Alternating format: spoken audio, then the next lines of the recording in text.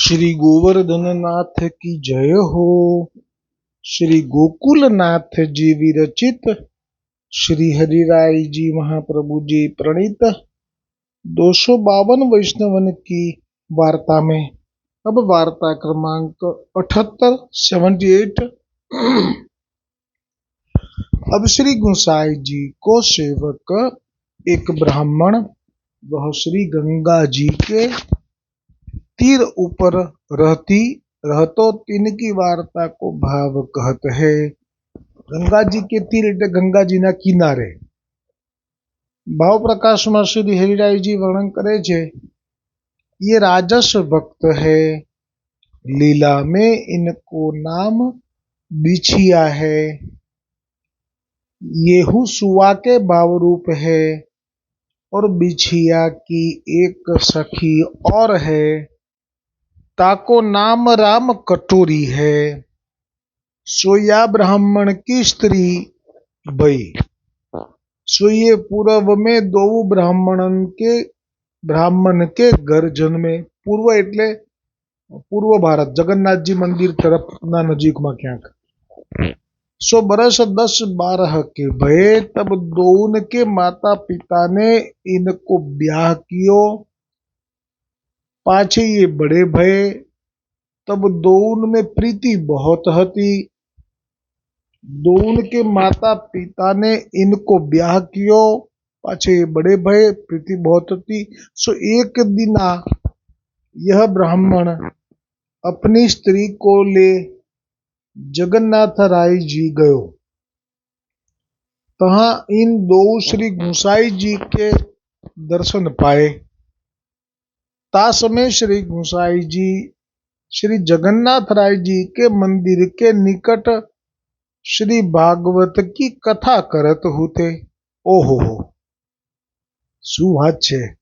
जगन्नाथ राय जी ना मंदिर नी पासे ज्या कथाकारो कथा करता होय व्यासासन पर बेसीने ત્યાં પ્રભુ પોતે જ આપની કથા દ્વિજ તનમાં છે એટલે લીલા કરવી પડે। આવું કરીને તો આપે અનેક જીવોને ખેંચ્યા છે। श्री भागवत की कथा करत होते सो बहुत लोग कथा सुनत हते। सो येहू कथा सुनी वे को बैठे। सो कथा सुनत ही दोन को मन फिर्यो।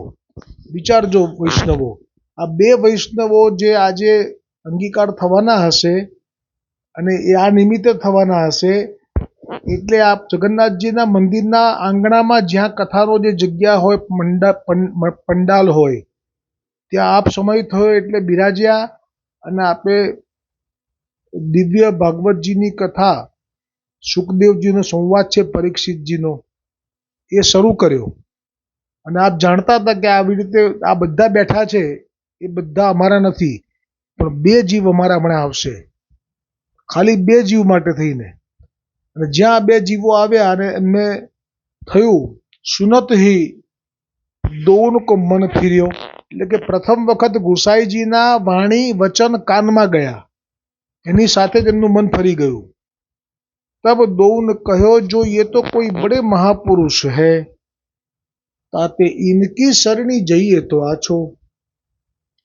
सो कथा पूरी होत ही दो स्त्री पुरुष श्री गुसाई जी सो विनंती कियो, जो महाराज हमको सरणी लीजिए और यह संसार ते उद्धार होई ऐसी कृपा कीजिए। तब श्री गुसाई जी दोन को दैवी जीव जानी आप सरणी लिए। नाम सुनायो, पाछे दूसरे दिन निवेदन करायो। नाम એટલે અષ્ટાક્ષર મંત્રનું દાન કર્યું અને પછી બીજા જ દિવસે એટલે ઉપવાસ નથી કરાવ્યો, પણ બીજા જ દિવસે બ્રહ્મ સંબંધ નિવેદન એટલે કે બ્રહ્મ સંબંધ મંત્ર શ્રવણ કરાયો, ઉચ્ચાર પણ કરાવડાવ્યો। ता पाछे दो विनंती किए, महाराज अब कहा आज्ञा है। तब श्री गुसाई जी कहे, तुम भगवत सेवा करो। तब दो विनंती किए, जो महाराज कृपा करी स्वरूप सेवा पधराई दीजिए ताकि हम सेवा करें। तब श्री गुसाई जी उनको एक लाल जी पधराई दिए, पाछे आज्ञा किए, जो तू इनकी सेवा करियो, इनते तुमको बहुत सुख होई गो।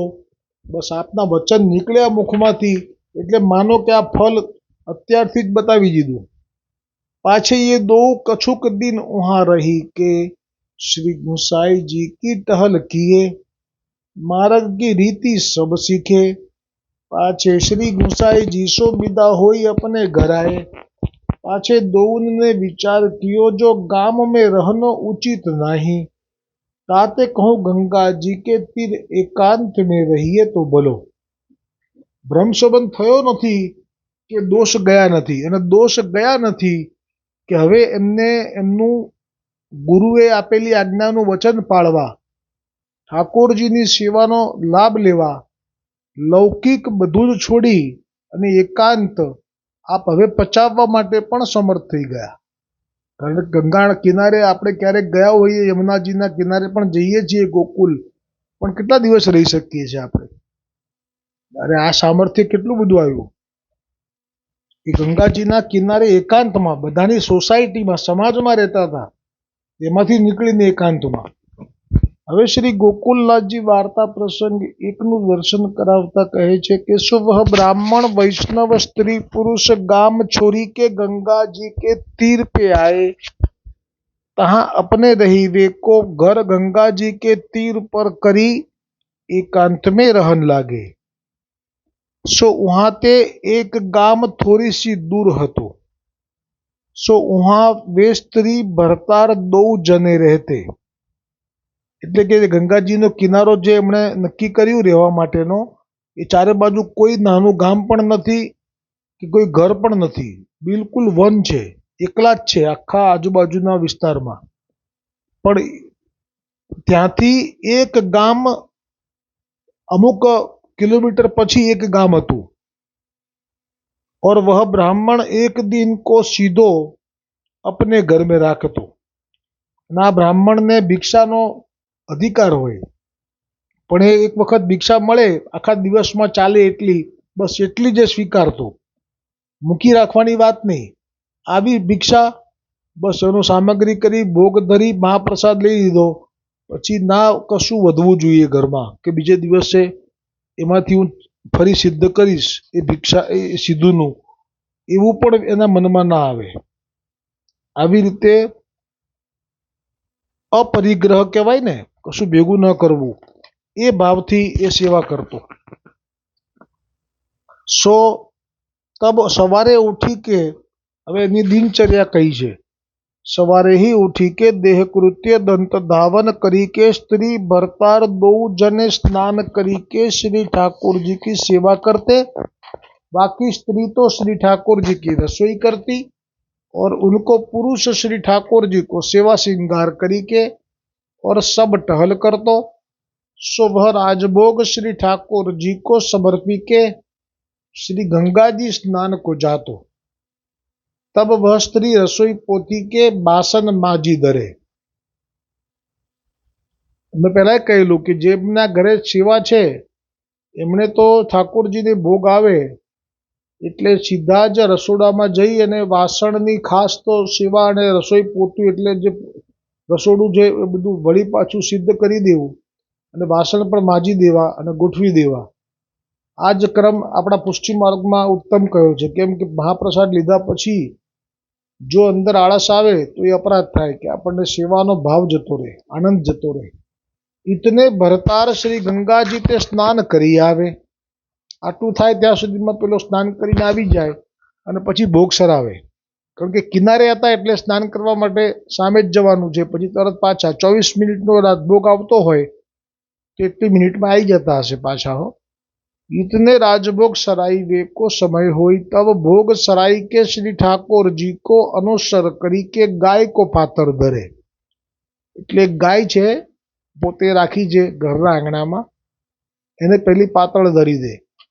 ता पाछे वह ब्राह्मण वैष्णव तो भिक्षा मांगन को जाए और वह ब्राह्मण की स्त्री गाय चरावन को जाए और वहां श्री गंगा जी के तीर ते दूब એટલે घास खोदी के श्री गंगा जी में धोई के गांठी बांधी के अपने घर को ले आवे. सो एक टोकरा में धोई के गाय को खवावे. भाव प्रकाश ताको भाव यह बती कहूं गाय के पेट में रज जाए. सो वह दूध श्री ठाकुर जी आरोगत है ताते ता भांति सो गाय को जतन करे। હવે આગળ કહે છે ગોકુલનાથજી और वह ब्राह्मण गाम 2-3 आसपास के जाई के कोरी भिक्षा मागी के जितनो खर्च होई तितनो जुरे तब अपने घर आवे। तब वह अन्न लाई के अपनी स्त्री को सौंपे। सो वह स्त्री बिनी फटकी के जाको जैसो प्रकार करनो होई तैसे ही सब सामग्री सिद्ध करी के राखे। सवारे नित्य को नेग जा भांति करनो होई सोई करे। बाल भोग तथा राजभोग सराई के ता पाछे 3 पात्री परोसी के वाही नित्य की रीति करे એટલે કે જે ગાયને દેવડાવે છે તે ऐसे सर्वदा चल्यो जाए या भांति सो नित्य निर्वाह करे करी के उहा रहे।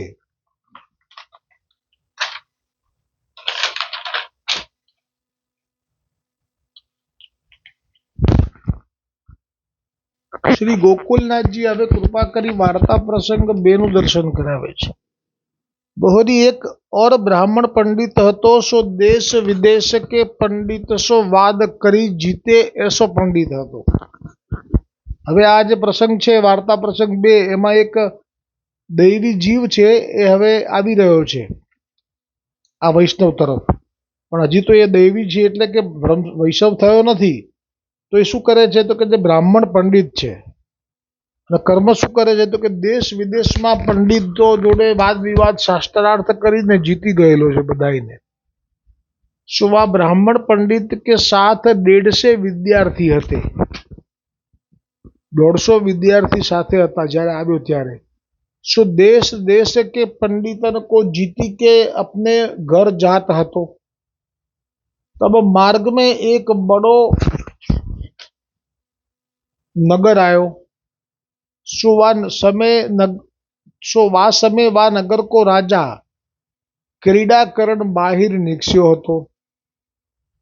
सो राजा के साथ वाके राजलोगन के महाबल हते, राजलोगन के महल हते। सो वह अपने वैभव से निकस्यो हतो। सो को तो सुखपाल में हतो, को रथ ऊपर या भांति वह क्रीडाकरण निकस्यो हतो। सो ता समय वह पंडित ब्राह्मण ने अपने मन में कहो जो धिक्कार मेरे जन्म को। जो हमने मैं ध्रुवनु बात करी छे आनी आगळ जे निवेदन अनुसंधान छे एमां अथवा तो साखीमां के ध्रुवजी ने पण पूर्व जन्ममां पोते ऋषिनो पुत्र हतो અને ક્યારે પણ આવી રીતે તપ કરવામાં એટલો બધો આગળ નીકળી ગયો હતો બાળપણથી જ કે એને ભગવદ પ્રાપ્તિ પ્રભુનું ધામ સહજમાં પ્રાપ્ત થવાનું હતું। પછી આ જન્મ મૃત્યુનો ચક્કર છૂટી જાત, આવાગમનનો ફેરો ટળી જાત, દુઃખમય સંસારથી મુક્તિ મળત ને પ્રભુના ધામની પ્રાપ્તિ થાત મર્યાદા માર્ગીય। પરંતુ એ પૂર્વજન્મમાં જ પોતાના પિતાની સાથે એટલે કે ઋષિની સાથે કોઈ રાજાએ આમંત્રણ આપ્યું હશે યજ્ઞ માટે કે કંઈ કારણથી ત્યાં ગયો અને તેને આ જોયું, ત્યાંનો વૈભવ હાથીદાંતના પલંગ જોયા અને જે કંઈ પણ જોયું એ પછી એને એમ થયું કે આ ભોગ ભોગવ્યા સિવાય તો પ્રભુના ધામમાં નહીં જવું, એટલે જે પડ્યો અને ધ્રુવ થયો। અને પછી ધ્રુવલોકમાં છે, પછી એ ધ્રુવલોકનો સમય પતશે ત્યારે ગોલોક વૈકુંઠ ધામની પ્રાપ્તિ કરી શકશે। તો આ રાજાને ક્રીડા કરતા જોયો। સો રાજા કે સાથ એના બધા આટલો રસાલો જોયો એટલે તે વખતે આ पंडित ब्राह्मण ने अपने मन में कहो जो धिक्कार है मेरे जन्म को, जो मैं पंडिताई को सुख तो लीनो है, परी मोको या सुख को परस तो कबहू न भयो। જેમ સૌભરી મુનિને થયું ને જોઈને એવી રીતે આને આ બધું ઐશ્વર્ય જોઈને થયું કે આ બધું તો મેં ભોગવ્યું જ નથી। तब वह ऐसो विचारी के हाय हाय करन लाग्यो, जो ऐसो सुख मैं कैसे भुगतूं। तब वह पंडित ब्राह्मण ने अपने साथ के विद्यार्थी जो आए हते सबको पुस्तक हते सो सब अपने और जो पुस्तक हते अपने वाद विवाद करण को शास्त्रार्थ करण को जो शास्त्रीय पुस्तक सब अपने घर को पठाई दिए। तब वहाँ पंडित इकलो ही रहो। हाँ, श्री गंगा जी के तट विषय एक महादेव जी को स्थल હતો। तब वह पंडित ब्राह्मण जाई के वहां महादेव जी के घर ने पर्यो। सो वाने वहां दिवस 3 4 5 ताई लंघन किए। तब महादेव जी ने वा पंडित ब्राह्मण सो पूछ्यो, जो तू लंघन क्यों करत है? लंघन એટલે ઉપવાસ કર્યા, જળ છોડી દીધું, અન્ન છોડી દીધું। तब वह पंडित ने ब्राह्मण ने कही, जो मैं तो वह राजा के सुख को मागत हूँ। तब वह એટલે કે શિવજીની મંદિર પાસે આવીને હઠ કરી, હઠ યોગ કહેવાય ને, એવી રીતે હઠથી ભક્તિ કરી। 6 દિવસ સુધી કંઈ લીધું નહીં અને મરવા પડ્યો। એટલે શિવજી તો દયાળુ છે, એટલે એમણે પૂછ્યું કે તું यहाँ લંઘન क्यों કરે છે? તું અહીંયા ઉપવાસ કેમ કરી રહ્યો છે? 5 દાડામાં આવ્યો છું, મને ખબર છે, કેમ ભાઈ? तब वह पंडित ब्राह्मण ने कही, जो मैं तो वह राजा के सुख को मागत हूँ, वह सुख मैंने बहुत अच्छो देखियो है। सो सुख मोको देऊं ताते मैं यहाँ लंगत हूँ। तब महादेव जी ने कहो, जो वह राज्य तो तेरे भाग्य में नहीं, ताते राज्य तो मैं तो को न देऊंगो। तू तो बहुतेरो पढ़्यो है, ताते तू अपने मन में विचारी के देख, जो तेरे भाग्य में राज्य है के नहीं है। ताते राज्य तो भाग्य बिना पावे ही नहीं, और हो तो कोई एक मणि देतो हूँ, सो तू मणि ले जा, या मणि ते द्रव्य हूँ तेरो होईगो। तब वह द्रव्य करी के तो को सब कुछ सुख होईगो। तब वह पंडित ब्राह्मण मणि महादेव जी के पास ते लेके चलो वहां ते। तब वह पंडित ब्राह्मण अपने मन में विचार करने लाग्यो, जो यह द्रव्य तो भयो, पर यौवन बिनु स्त्री को भोग कैसे होईगो? એટલે યૌવન વગર, યુવાની વગર હું સ્ત્રીનો હવે ગરડો થઈ ગયો છે। એટલે આ સૌભરી મુનિ જેવું જ થયું। અને જે રાજા હતો ને, જેની 50 કન્યા હતી, એનું મને સ્મરણ હતું, એ વખતે નહોતું થયું, અત્યારે થયું। એ માંધાનતા નામનો રાજા હતો ને, એની 50 કન્યા હતી, સૌભરી મુનિને વરીતી। जौबन बिनु स्त्री को भोग तो होईगो नहीं। तब यह पंडित ब्राह्मण ने अपने मन में विचार कियो, जो अब मैं तप करूं, तप करी के जोबन मांगू। तब जोबर अवस्था मांगी कि मैं अपने घर को जाऊं, तब मैं वहां जाई के पैसों सुख भुगतूं। ऐसे विचार करी पंडित ब्राह्मण तप करीवे को चले। सो श्री गंगा जी के तीर के विषय जहां वह वैष्णव ब्राह्मण को घर तो ता ठवराई के देखे, तो वह वैष्णव ब्राह्मण बैठ्यो है। હવે જે તપ માટે જગ્યા પસંદ કરી એમાં તો આ વૈષ્ણવનું ઘર છે, ત્યાં બીજું કંઈ છે નહીં। और वह स्थल अति अद्भुत सुंदर હતો। तो वैष्णव पसंद करे तो केवो है? तुलसी को पुष्पन को बन फूल रह्यो है, ऐसो उत्तम स्थल देख्यो। पाछे वह ब्राह्मण पंडित बैठ्यो, तब घरी दोई पाछे वह वैष्णव ब्राह्मण सेवा ते पहुंची बाहिर आयो। तब देखे तो एक ब्राह्मण बैठ्यो है। तब वह पंडित ब्राह्मण ने वैष्णव ब्राह्मण सो नमस्कार कियो। तब वह वैष्णव ब्राह्मण हूँ ने नमस्कार करी के वह पंडित ब्राह्मण को पूछियो, जो तुम कहाँ ते आवत हो? तब वह पंडित ब्राह्मण ने कहो, जो देश विदेश फिरत यहाँ आयो निकस्यो हूँ। इतने में तो घर भीतर राजभोग समरिवे की बिरिया भई। तब भीतर जाय के श्री ठाकुर जी को राजभोग समर्पी के वह वैष्णव फिरी बाहर बैठो। तब वह वैष्णव ब्राह्मण ने वह पंडित ब्राह्मण सो कही, जो आज तुम महाप्रसाद श्री ठाकुर जी को यहाँ ही लीजियो, ताते तुम अब बैठो।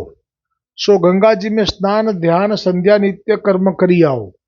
ता पाछे वह पंडित ब्राह्मण श्री गंगा जी जाई के स्नान करी नित्य कर्म करी जाप करी के आयो। આગળનો પ્રસંગ આવતીકાલે આવશે। दृढ़ इन चरणन केरो भरोसो, दृढ़ इन चरणन केरो साधन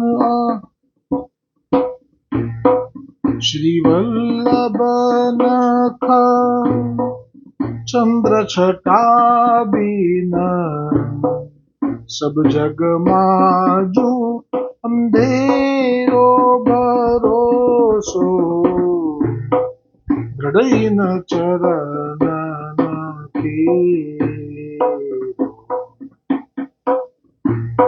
साधन और नहीं आकली में जासो होय निवेरो सुर कहाँ कहे विविध आदरो बिना मूल को चेलो भरोसो दृढ़ न चरण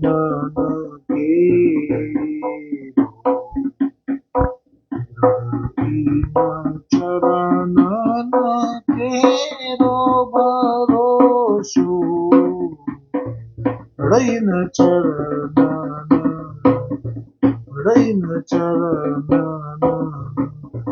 दृढ़ चरण की। श्री गोवर्धन नाथ की जय। श्री वल्लभाधीश की जय। श्री गोसाई जी परम दयाल की जय। श्याम सुंदर श्री यमुने महारानी जी की जय। अपने अपने गुरुदेव की जय। वल्लभ कुल परिवार की जय।